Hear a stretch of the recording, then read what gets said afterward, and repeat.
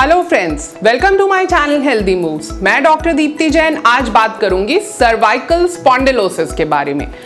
Cervical यानी जो neck region है, आम भाषा में उसे हम मेडिकल टर्म्स में सर्वाइकल स्पाइन कहते हैं। तो नेक से जुड़ी जो भी परेशानी होती है उसे हम सर्वाइकल प्रॉब्लम्स कहते हैं। तो आज मैं बात कर रही हूं सर्वाइकल स्पॉन्डिलोसिस के बारे में, यानी नेक रीजन में आपका जो डीजनरेशन होता है, age related wear and tear होता है, उसे हम कहते हैं सर्वाइकल स्पॉन्डिलोसिस।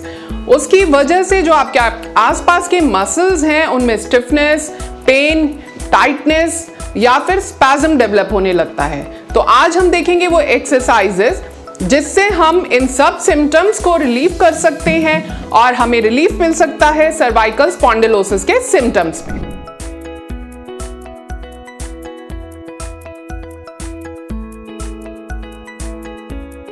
तो आइए देखते हैं वो एक्सरसाइजेस जो आप कर सकते हैं सर्वाइकल स्पॉन्डिलोसिस के लिए। ये एक्सरसाइजेस स्टार्ट करने से पहले मैं एक चीज़ ज़रूर कहना चाहूँगी कि आपको ये एक्सरसाइज शुरू करने से पहले किसी डॉक्टर से या किसी थेरेपिस्ट से आप अपना डायग्नोसिस कंफर्म कर लें, तभी इन एक्सरसाइजेस को करें। अगर आपकी नेक कंडीशन का डायग्नोसिस कंफर्म नहीं है एंड आप श्योर नहीं हैं कि आपको सर्वाइकल स्पॉन्डिलोसिस है, तो ये एक्सरसाइज आपके लिए सही एक्सरसाइजेस हों ऐसा ज़रूरी नहीं है। इनसे आपका पेन बढ़ भी सकता है। तो इसीलिए डायग्नोसिस कंफर्म करें, उसके बाद ही ये एक्सरसाइजेस शुरू करें। तो आइए देखते हैं हम कौन सी एक्सरसाइजेस कर सकते हैं सर्वाइकल स्पॉन्डिलोसिस के कंडीशन में। सबसे पहली एक्सरसाइजेस जो हैं वो है रेंज ऑफ मोशन एक्सरसाइजेस।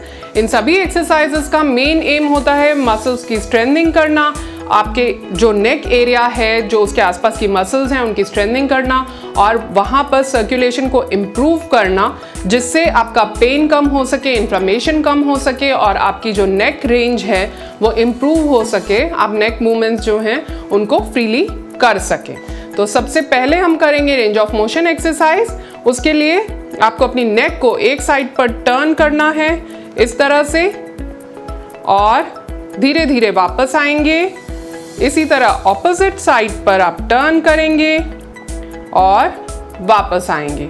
ये इस बात का ध्यान रहे टर्न करते वक्त आपकी नेक टिल्ट नहीं होनी चाहिए।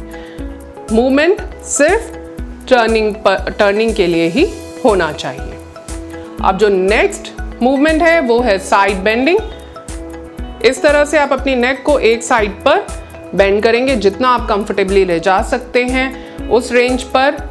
आपको पेन बढ़ना नहीं चाहिए, सिर्फ उतना ही आप लेकर जाएंगे जितने पे आपको पेन ना हो।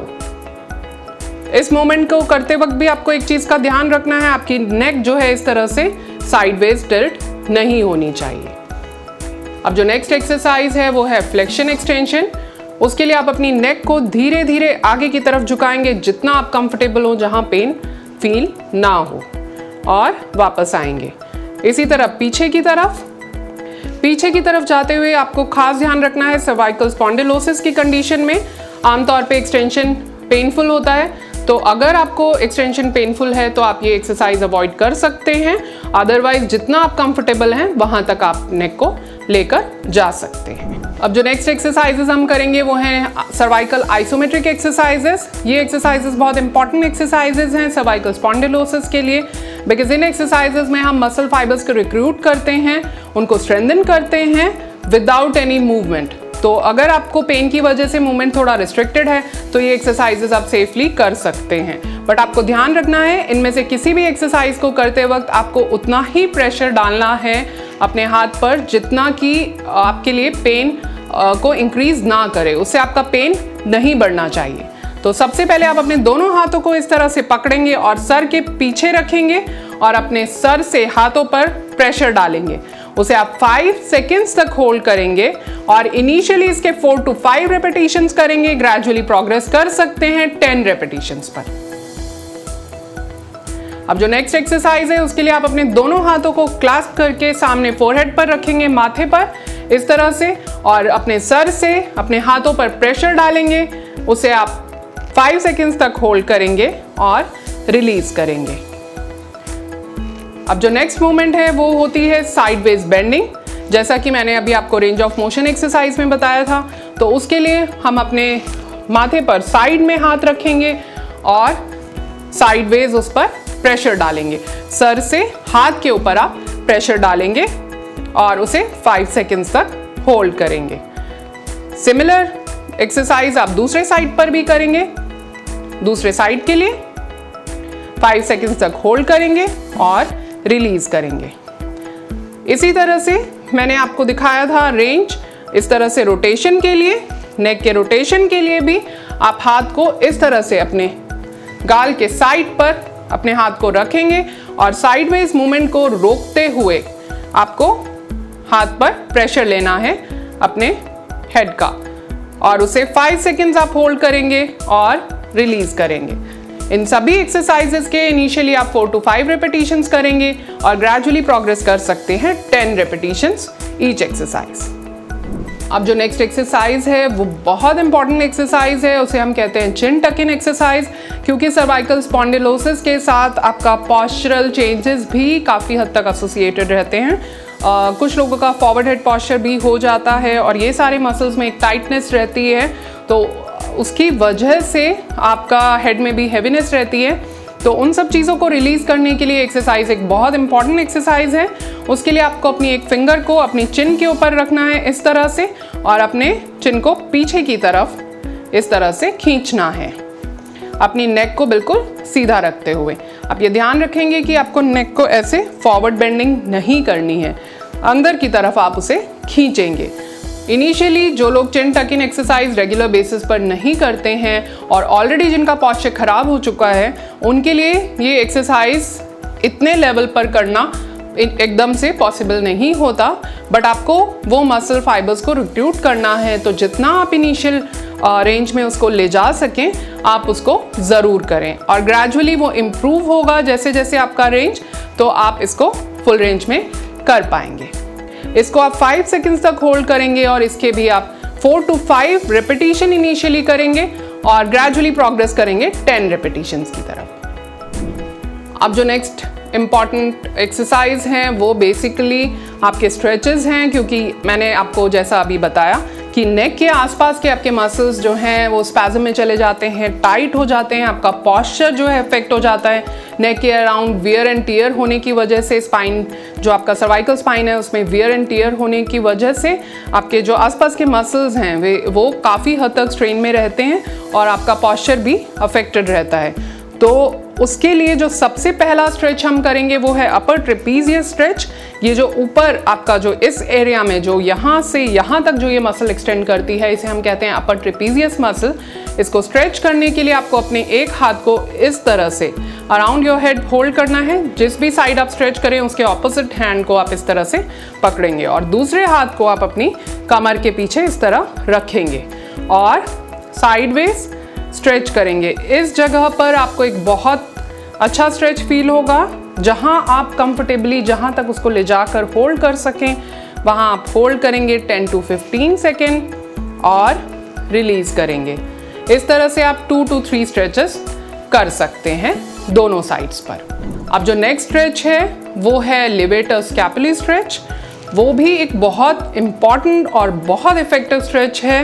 मेरे बहुत से पेशेंट्स का ऐसा कहना है कि ये स्ट्रेच करने से उनको जो एक स्टिफनेस रहती है हर वक्त इस पूरे एरिया में काफ़ी हद तक रिलीज हो जाती है, काफ़ी उनको रिलीफ मिलता है।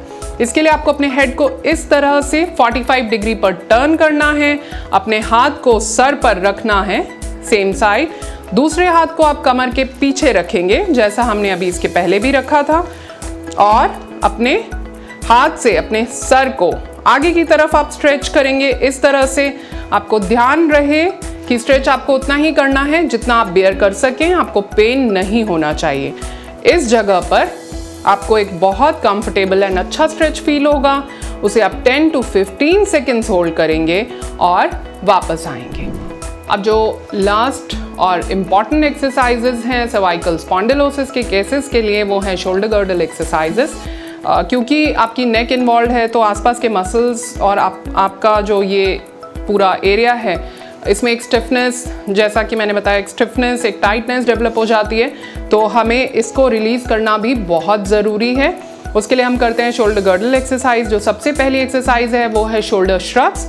आपको अपने शोल्डर्स को इस तरह से श्रग करना है और वापस जाना है। ध्यान रहे आपको अपने हेड का मूवमेंट नहीं करना है, सिर्फ आपको अपने शोल्डर्स को जेंटली ऊपर उठाना है और वापस नीचे जाना है। अब जो नेक्स्ट एक्सरसाइज है उसके लिए आपको करना है शोल्डर रिट्रैक्शन, यानी आप अपने दोनों शोल्डर्स को इस तरह से, आप चाहें तो अपने एल्बोज को इस तरह से सामने रख सकते हैं और चाहे तो 90 डिग्रीज पर बेंड करके इस तरह से एल्बोज को रख सकते हैं और पीछे की तरफ अपने एल्बोज को पुल कर सकते हैं। दोनों में से जो भी आपके लिए कंफर्टेबल है वो पोजीशन आप चूज कर सकते हैं। आपके जो स्कैपुला के बॉर्डर्स हैं वो आपको फील होना चाहिए कि वो पास में आ रहे हैं। जो दोनों मीडियल बॉर्डर्स हैं, शोल्डर ब्लेड्स जिसे हम कहते हैं, वो पास में आने चाहिए। अब जो नेक्स्ट एक्सरसाइज है उसके लिए आपको अपने दोनों हाथों को शोल्डर पर रखना है और आपको बनाने हैं elbow circles, clockwise and anti clockwise.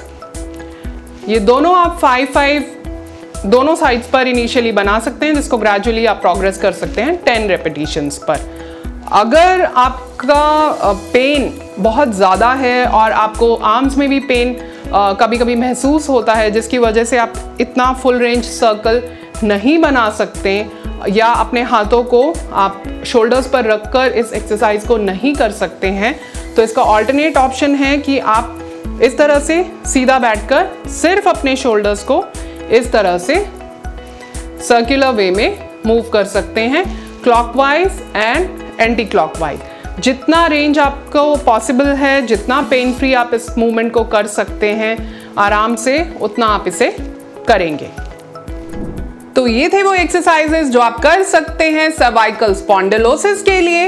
इसी तरह की और इंफॉर्मेटिव वीडियोस देखने के लिए हमारे इस चैनल को सब्सक्राइब करें, बेल आइकन पर क्लिक करें जिससे आने वाली वीडियोस की नोटिफिकेशन आपको मिलती रहे। हमारे इस वीडियो को शेयर एंड लाइक करना ना भूलें।